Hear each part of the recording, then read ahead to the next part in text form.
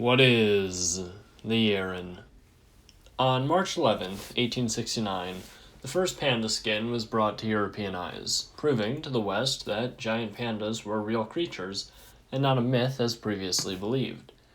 While today it may seem silly that pandas were once thought to be a hoax, considering how shy and elusive the creatures can be, it makes a little more sense. But in the 21st century, it seems there may be a new mysterious mammal in the Middle Kingdom, the Chinese Bigfoot, known as the Yeren. Like pretty much all reported anomalous ape men, the Yeren is a fuzzy guy, covered head to toe in reddish hair, although some with white hair have been sighted, which is likely resulting from their advanced age.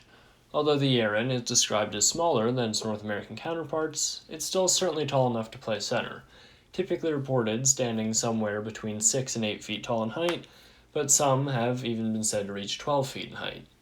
Possibly as a result of their smaller stature, they are far less aggressive than the American Sasquatch, with most sightings simply ending with the creatures deciding to walk away peacefully. Another sign that the Yeren is a more pacifistic cryptid than other Bigfoot is their teeth, typically described as rounded like horses rather than pointed and fang-like, suggesting that they may be herbivores.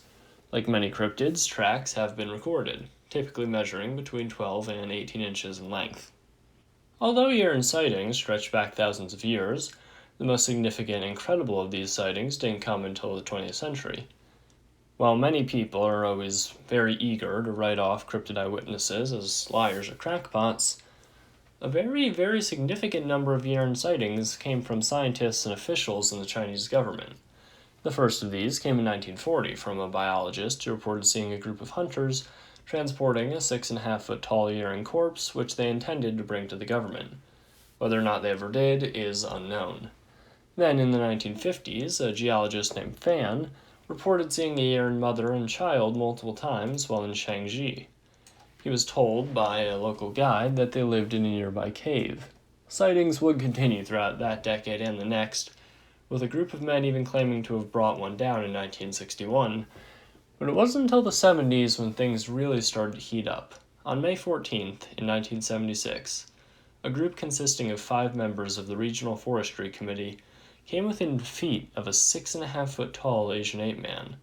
Their encounter prompted multiple government-sponsored expeditions in search of the creature.